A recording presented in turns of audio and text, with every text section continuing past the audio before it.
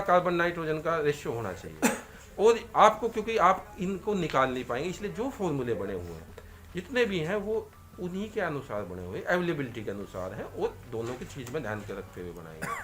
उसके बाद आपने ये सारी चीज़ मिला दी, वही केसिंग पाते हैं वापस, सब मिला दिया आपने। ये जहाँ भी आप काम कर रहे वहाँ नीचे आपका पक्का होना चाहिए, कच्चा ना हो, क्योंकि कच्चा होगा तो कई चीज़ें डिपेंड कर, जैसे आपने कच्ची पे कर लिया तो हमारी जो ये मिट्टी है, इस मिट्टी के अंदर बहुत सारे नेमाटोड्स होते हैं और बहुत सारे फंजाई होते हैं, फंगस होते हैं।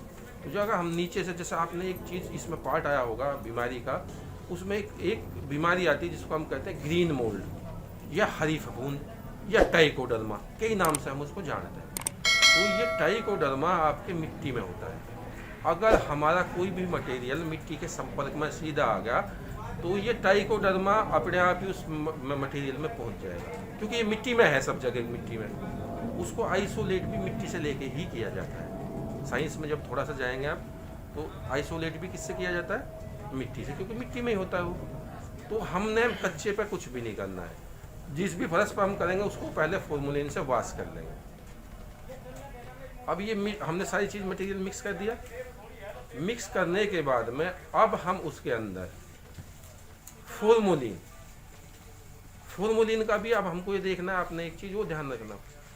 फॉर्मूलिन जैसे हम कहते हैं कि भाई 2% का सॉल्यूशन होना चाहिए, यही कहते हैं, ये बताया हो।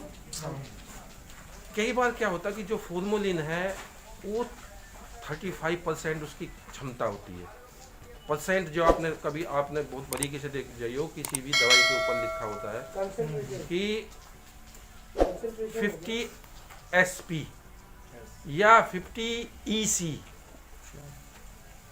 उसका क्या मतलब होता है? उसके अंदर हमारा क्षमता जो है इतनी है। या आपके 50 WP वेटेबल पाउडर, यानी कि इसके अंदर जो क्षमता है वो 50 है।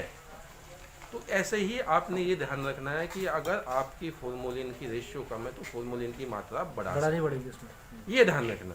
कभी आप उसी रेशियो से डाल दो, प्रॉपर वे में स्टेलाइज नहीं हो पाएगा। तो अब यहाँ फिर आ जाओ, आप केसिंग पा रहे थे, तो केसिंग आपने ये सब मिला लिया एक साथ। अब इसके अंदर आपने फॉर्मूलिन, अब क्योंकि फॉर्मूलिन को आप बहुत ज़्यादा देर तक रुक के नहीं हो सकती, प्रयोग नहीं कर सकते, क्योंकि उसके अंदर जो गैस है वो दिक्कत पैदा करती है। तो आपने अच्छी तरह से अपने को ढका हुआ है, आपने उसके अंदर जो है पानी में घोल बना के आपने उसके अंदर डाल दिया। डालने का अंदर उसने आपने एक कटाई लगाई, उसको एक जगह इकट्ठा करके और ऐसे हल्के हल्के उसको आपने दबा दिया। दबाने के बाद में उसको चारों तरफ से एक पॉलीथीन के माध्यम से, कोई भी एक पॉलीथीन ऐसी बिछा दो ताकि इसकी जो गैस है वो बाहर ना निकल जाए। 2-3 दिन के बाद आप ये काम जो है पहले ही कर लीजिए इसको। फिर आपने जैसे गैस, फिर उसको खोलो, 3 दिन, 2 मतलब 48 घंटे के बाद आप उसको खोल सकते हैं। फिर आपने उसके अंदर से जो है उसको थोड़ा फैला दिया। फैलाने के बाद में अगर उसके अंदर फॉर्मूलिन की गंध है तो अभी वो थोड़ा सा रुकिए, दोबारा से एक पलट दीजिए उसको। उसके अंदर फॉर्मूलिन की गैस नहीं रहनी चाहिए। अगर फॉर्मूलिन की गैस है, आप उसको डायरेक्ट यूज़ करोगे तो वहाँ आपके स्पान को मार देगी, ठीक है। उसमें किसी किस्म की कोई जो है आपके अमोनिया गैस तो नहीं है, ये भी आप देख लीजिए। ऐसे ही आप जब कंपोस्ट को प्रयोग करते हैं उस समय देख लीजिए अमोनिया गैस तो इसके अंदर नहीं है। अगर अमोनिया गैस है और आपने वो कंपोस्ट को प्रयोग कर लिया तो वो आपको माइसीलियम को दिक्कत करेगा। तो अब आपने फिर उसके ऊपर केसिन बिछा दी। केसिन बिछाने के ऊपर अब आपको 2 तरीके से इसको कर सकते हैं। एक तो एक चीज़ वो ध्यान रखना, आपने जब स्पानिंग हो जाती है, स्पानिंग करने के बाद में आपने देखा 12-15 दिन बाद रन होगा माइसीलियम, तो अब यहाँ उसको जो है आप एक बार जो आपकी कंपोस्ट है जहाँ माइसीलियम रन हुआ है उसको एक बार तोड़ दीजिए, उस लेयर को आप उसको रफलिंग कर दीजिए, एक बार तोड़ दीजिए। तोड़ के माइसीलियम जो रन हो रहा है वो भी टूट जाएगा साथ में, ऐसे क्या? बिल्कुल बिल्कुल कुछ नहीं, आप उसको तोड़ दीजिए, रफलिंग कर दीजिए उसको, मतलब हाथ से उसको। वो कर और अगर संभव हो तो ज़्यादा कर दीजिए। तो उससे क्या फ़ायदा होगा, कई बार ऐसा होता है कि जब हम स्पानिंग करते हैं तो कहीं माइसीलियम ज़्यादा, मतलब स्पान ज़्यादा गिर जाता है, कहीं कम। और कई बार ऐसा भी होता है कि अलग अलग फंगस की एग्रेसिवनेस अलग अलग होती है। जैसे हम कोई बीज खेत में बोते हैं तो 100 पौधों में से जमे तो उसमें 10 कमज़ोर भी जमे हैं, 10 बहुत बलवान भी जमते हैं और कुछ नॉर्मल भी होते हैं। तो ऐसे ही फंगस की जो एग्रेसिवनेस है, जब आपकी जो है कहीं ज़्यादा हो सकती है, तो जब हम उसको थोड़ा मिक्स कर देते हैं तो फिर समान हो जाती है उसके अंदर। रफलिंग एक बार हमने उसकी की, रफलिंग करने के बाद में फिर हमने क्या किया, केसिंग कर दी। अब केसिंग जैसे आपने 1 इंच मोटी करनी है तो अभी आप आधा इंच कर दीजिए। आधा इंच करने के बाद में आप 5-7, अब उसके बाद ऊपर आधा ग्राम बेविस्टीन ले लीजिए और 5 ml आप जो है फॉर्मूलिन ले लीजिए 1 लीटर पानी में। इसका एक घोल बना के हल्का स्प्रे उसके ऊपर कर दीजिए, ताकि जो ये स्प्रे नीचे तो जाए ना पाए कंपोस्ट में, उसके ऊपर की जो लेयर है जो अभी आप डाली उसमें ये दवाई चली जाए। 5-7 दिन बाद आप देखेंगे कि उसमें आपके माइसीलियम रन करता हुआ दिखेगा। फिर आप उसके ऊपर दोबारा से बिछा दीजिए।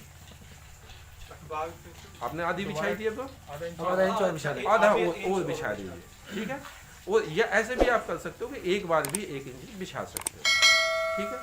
और बाद में एक चीज़ वो ध्यान रखो कि जब हल्की हल्की पीनिंग निकलनी शुरू हो एक बार दोबारा से फिर उसको ढक दीजिए केसिंग पे।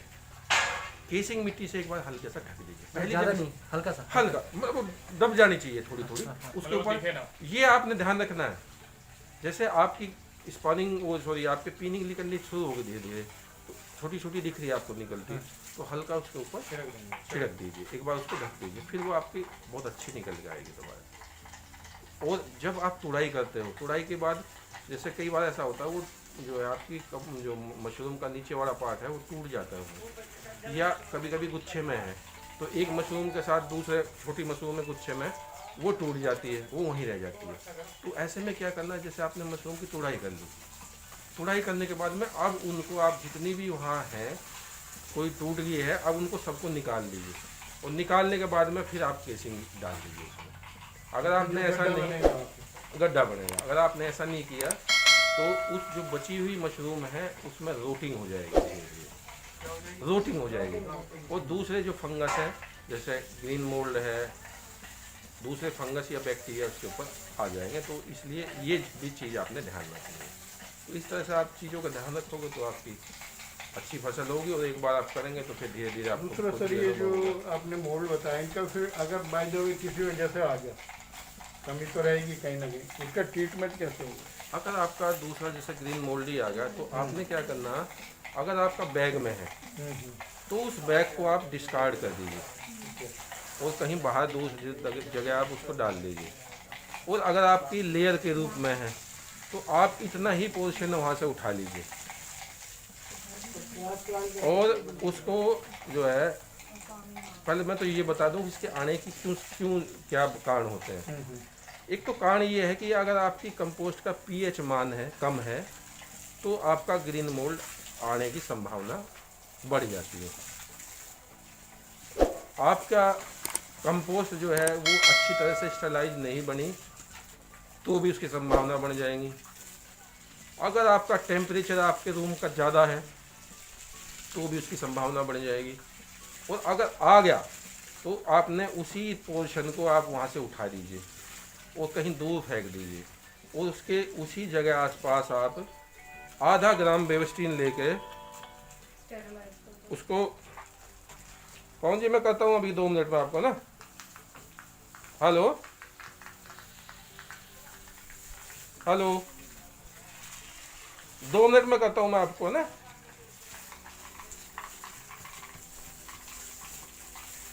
और मैं अभी करूँगा, एक्चुअली एक वो स्टूडेंट आए हुए हैं जनकपुरी से ना, एक क्लास चल रही है, मैं भी करूँगा थोड़ी देर में।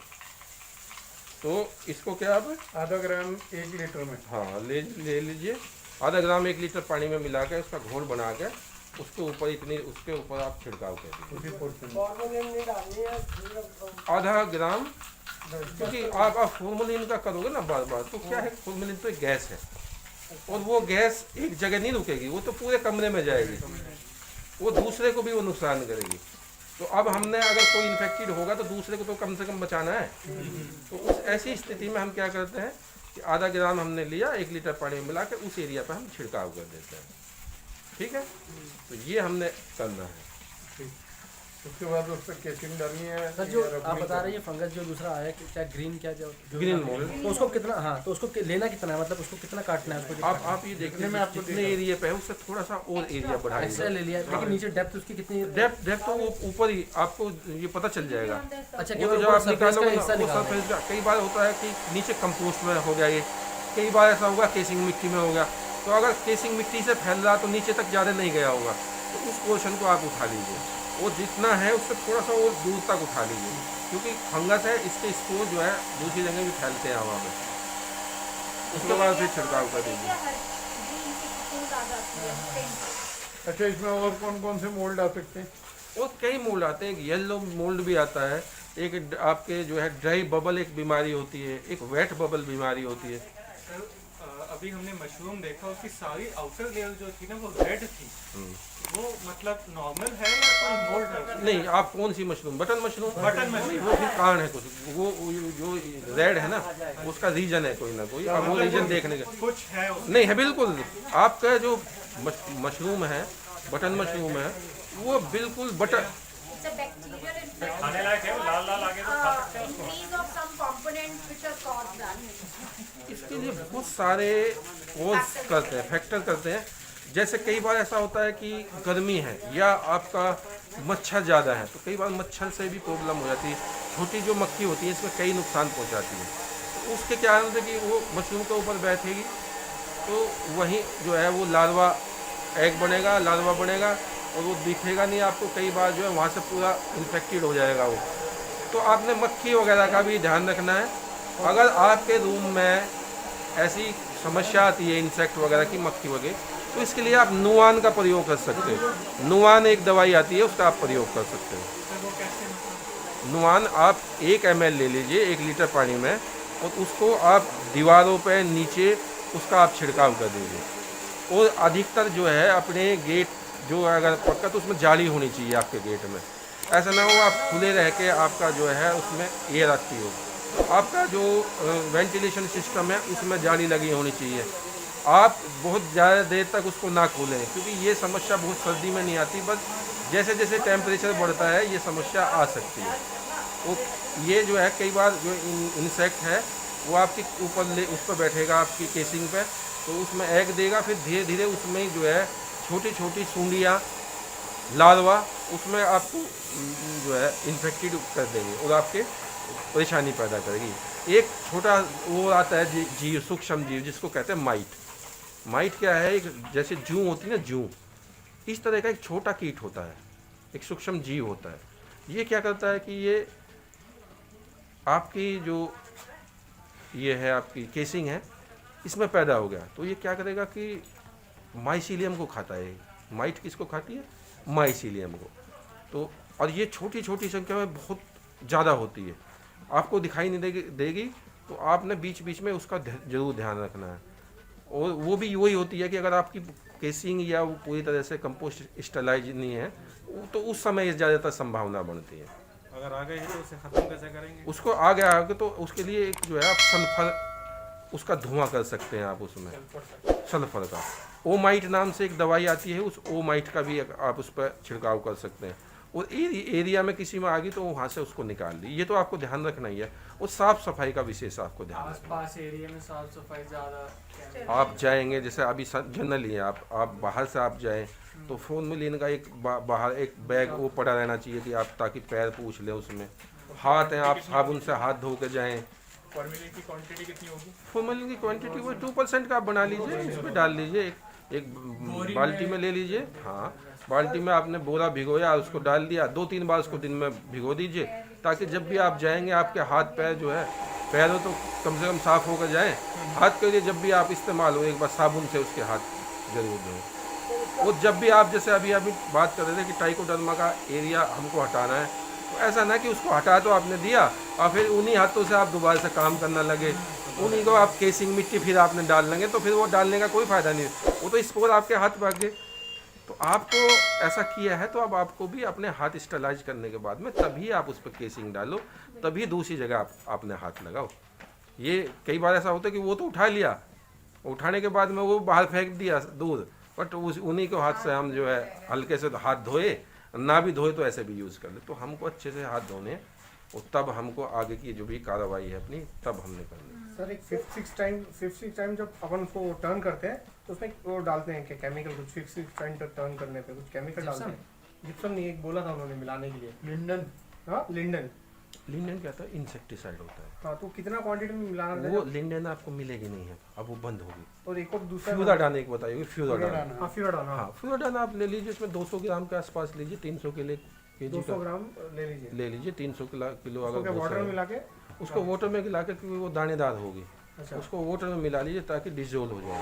200 डिजोल्व होने के बाद हाँ जी 200 ग्राम को कितने वाटर में मिलाना है? वाटर में तो आप देख लीजिए, अगर उसमें 5 लीटर पानी में मिला देंगे तो भी कोई दिक्कत नहीं है। वो ये कि आपके उस पर ऐसा ना हो कि आपने आधे लीटर में किया है और 1-2 जगह ज़्यादा गिर गई बाकी नहीं गिरी। अच्छा अच्छा। तो ऐसा कर लीजिए, आपको पानी डालो मिक्स हो जाए उसमें।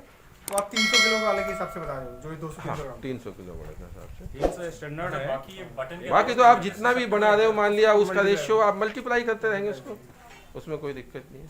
डॉक्टर साहब, ये बटन के अलावा एक सवाल इधर भी है सर, ये जो ऑयस्टर मशरूम वगैरह है, ये भी इतने नाजुक होते हैं जितने बटन है कि इनकी रेजिस्टेंस थोड़ी ज़्यादा होती है बैक्टीरिया और वायरसेस के खिलाफ? नहीं, रेसिस्टेंट तो सब लगभग बीमारियां तो सब में लगभग बराबर ही आती है, हाँ वो बोला है। बट कुछ चीज़ें ऐसी होती हैं कि जैसे आप कई चीज़ें जैसे हम लेबोरेटरी में करते हैं, जैसे हम शिटाके मशरूम जो मेडिसिनल मशरूम होती है, अगर उनमें थोड़ी सी भी वो हो जाए तो उनमें ज़्यादा दिक्कत आती है।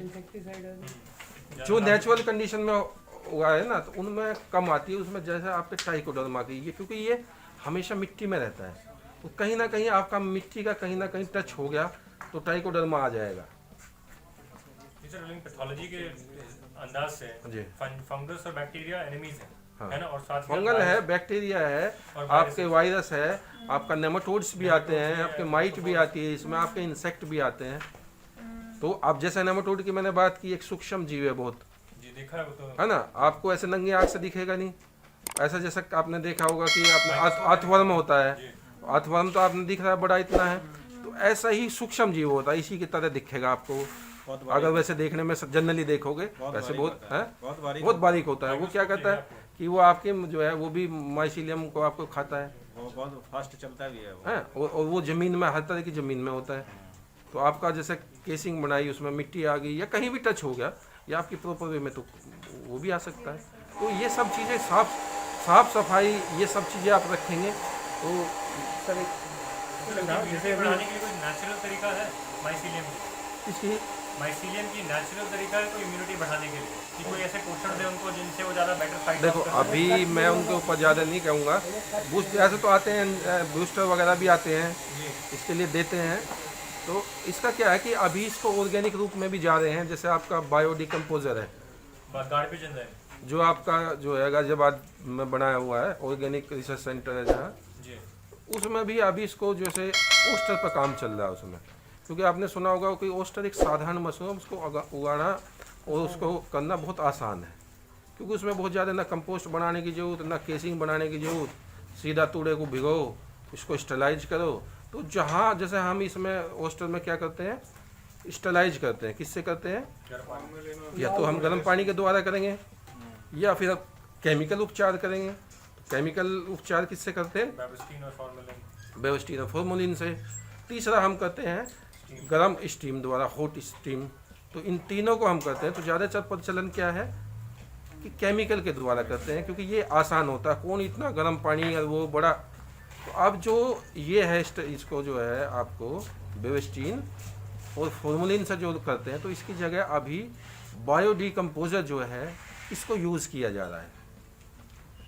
मतलब एक लिक्विड आता है छोटा सा, 100 ये क्या है, ये एक बैक्टीरिया फंगस है।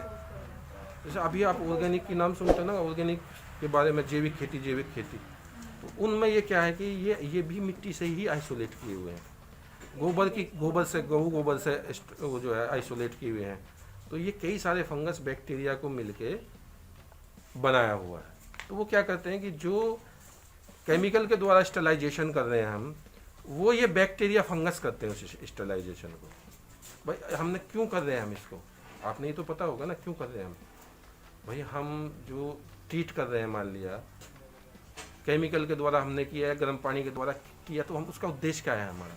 तो इसको स्टेरलाइज करना उसमें उसका उद्देश्य ये है कि इसके अंदर किसी तरह के सूक्ष्म जो जीव हैं वो ना हो और वो ना हो। अगर सूक्ष्म जीव होंगे, क्योंकि आपको पता है कि मशरूम क्या है, एक फंगस ही तो है, एक फंगस ही तो है जिसकी फ्रूटिंग बॉडी खाई जाती है। ऐसा मशरूम ही एक फंगस है जिसकी फ्रूटिंग बॉडी खाई जाती है। तो वो फंगस के साथ दूसरे फंगस ना आ जाए ताकि हमारे फंगस को ना रोके, तो हम उसको प्रॉपर वे में इसलिए स्टेरलाइज करते हैं। तो उसका कितना रेशियो यूज़ करना चाहिए? जैसे मैंने घर पे बनाया है, गार्बेज एंजाइम घर पे बनाता हूँ, और इसको मैंने बनाया है सिट्रस स्टील से, 3 महीने तक सड़ाया एनारोबिक और एनारोबिक तरीके से। अब सर उसको पानी में कितना डाइल्यूशन कर दूँ? बंद कर दो। किसको? सर ये गार्बेज